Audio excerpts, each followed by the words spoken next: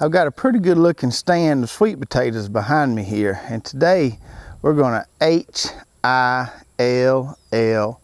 hill them. I've got my Georgia Jet sweet potatoes right here. Got 5 rows of them. Got the rows spaced 3 feet apart. We've got our slips planted a foot apart, one on every emitter along this drip tape here. And I think this is the first year I have not lost a single slip. All these made it and all of them are looking good. They're starting to vine out, as you can see right here. And as these vines grow out, they'll actually pin to the ground, and that's where you'll get some of those what we call pin taters out there in the middle of the row. But the majority of your production is going to be right here along the row where we planted those slips. So these Georgia Jets are looking really good. And then at the beginning of this row here, these first 10 plants here, we've got some of these purple sweet potatoes that my buddy Wes over at the Naked Hog channel sent me. Never grown these before.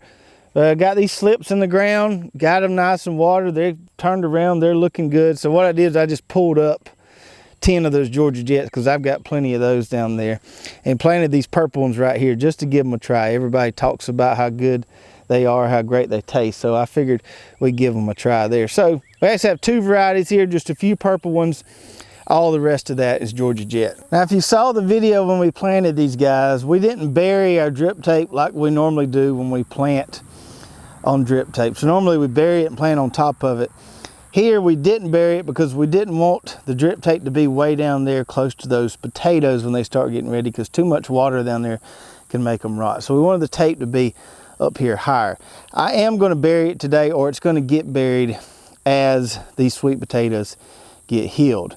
And putting it on top of the soil like this has reminded me really easily why I love burying it. When you have it on top of the soil like this, which we've had for a few weeks now, just giving these guys a little bit of water here and there, man, this stuff will just kink up. It kind of, you know, wind can blow it a little bit. It's just so much easier to deal with when it's buried. So I don't like leaving it on top of the soil, and I've just kind of dealt with it these few weeks here, but today we're going to get it covered up so everything stays in place. Now let's talk about healing sweet potatoes for a minute. We heal a lot of things in our garden. We heal our potatoes, we heal our corn to make it stand up better, give it a stronger root structure. We heal tomatoes even. So we throw a lot of dirt to the base of a lot of plants we grow. And if you do some research online, you'll see some people say you don't have to heal sweet potatoes, and some people will say they like to do it. Is it necessary? Is it completely necessary? Something that you just absolutely have to do? No. Is it something that we like to do? Yes. And I'll tell you why we like to do it. So when we don't heal our sweet potatoes and we just kind of let everything roam along the flat here, when it's harvest time, it's just one big conglomeration of vines, and it's hard to tell where our rows where the concentration of potatoes are going to be. So healing kind of concentrates everything and kind of makes a mound there so we can tell where our rows were. Of course, here we've got our drip tape that's also going to let us know where our rows are as well. Another good reason to heal these sweet potatoes is to do a little bit of weed management along the row there. So have some little tiny weeds popping up there. We throw some dirt on top of those and we smother them out. And thirdly, the more we can kind of concentrate those vines in one spot right there, at least initially, those vines will have little sprouts on them. It seems like we get a bigger potato harvest when we kind of heal them up and concentrate those vines along the middle of that row, at least initially. Now, once we do this healing here, we'll just let them run all over the place. But doing that initially does seem to help give us a more concentrated harvest there along the row. And the last reason, which I just mentioned to you, is I need to bury this drip tape. So we're gonna, knock out all 4 of those things today by healing these sweet potatoes here. Now, I have waited probably about a week longer than I would normally like to before healing these sweet potatoes here. Normally I would heal them all when they looked about like this, and they're just starting to vine out. Now I've got a lot of them that look like this right here, which is probably a week later than I'd normally like to do it, but it should be fine. Once we come across here with the plows, what should happen is those plows will kind of scoop these vines up and kind of pile them all back towards the middle there. Cover up some of them with soil and just kind of, you know, bring it all together. So this is kind of my ideal healing stage. I wanted to show you guys this on video, so just now getting out here able to do it. So we'll just make the best what we can do here with these guys that are sprawling out a little more. It might tear a little bit of the end of these vines here, but that's not a big deal. Should be just fine. And my weapon of choice for doing this healing today is going to be my high arch wheel hoe right here. Now we could use our regular double wheel hoe and it would work just fine because clearance is not an issue here. Now we do have a 15-inch clearance here as opposed to about a 6-inch clearance on the double wheel hoe. But these plants aren't tall, so clearance is not an issue. The width is a little bit of an issue. Like I said, these things have sprawled out a little bit. And on the high arch here, I've got a wider range of adjustment as far as putting my plow blades out wider. Now I've got these out a little wider. I had to adjust it a little bit from the last time I used this healing corn. With the corn, I was doing a pretty tight heel, so I had the plows all the way in as far as I could get them. Here I got them about middle of the road because, like I said, these plants here, the vegetation is a little bit wider. So this should work pretty good here. Cover up that tape and kind of bunch everything up in the middle.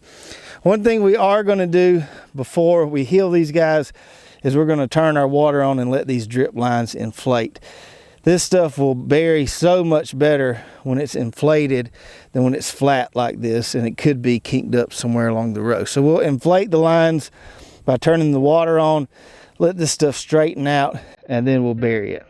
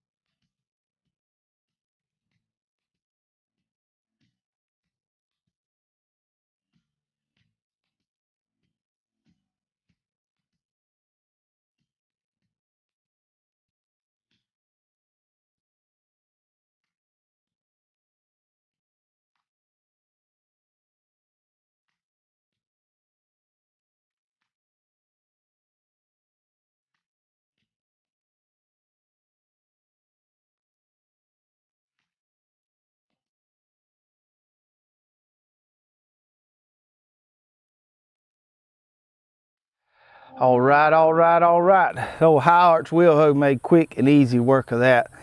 Even broke a little sweat here, but that's to be expected when it's 95 degrees outside. Let's take a look and see what we did. So we take a look here at some of these that weren't quite as big. We can see it a little bit better. We got a nice tall heel here from our plow set. This heel's probably 4 inches, 5 inches tall or so. Got everything kind of bunched up here in the middle. Got our drip tape buried. It's beneath that heel right there.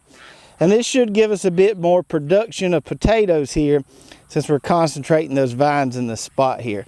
And it's going to be easier come harvest time because we know the majority of our potatoes are going to be right here along or beneath this heel. Now, much like we do with Irish potatoes, you could continue to heal these as they grow.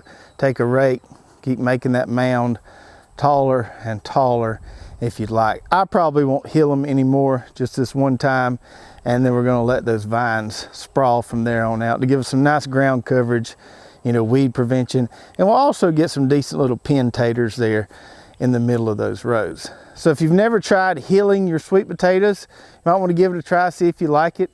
Everybody doesn't do it. It's just one of those things we like to do for several of the reasons we mentioned previously. I'll put a link below to our high arch wheel hoe and our plow set that we used today to heal these sweet potatoes, so you can check that out. If you enjoyed this video, give me a big thumbs up. Remember to hit that subscribe button and that bell notification button so you get notified every time we come out with a new video. And if you did enjoy this video, check out these other 2 videos right here we've done in the past on sweet potatoes. I think you'll really like those too. We'll see you next time.